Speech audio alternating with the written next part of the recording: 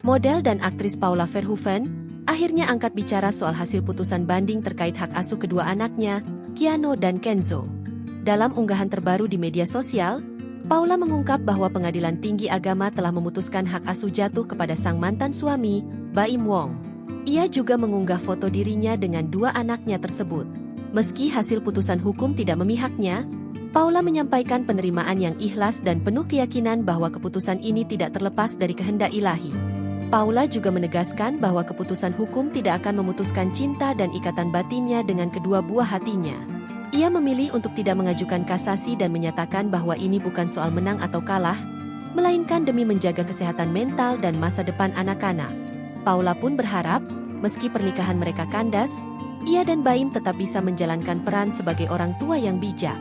Ia menutup pernyataannya dengan doa dan harapan agar ia dan anak-anaknya senantiasa diberi keberkahan dan perlindungan oleh Allah. Sebagai informasi, Baim Wong dan model Paula Verhoeven resmi bercerai, Rabu, 16 April 2025, setelah 6 tahun menikah. Download Tribun X sekarang, menghadirkan lokal menjadi Indonesia.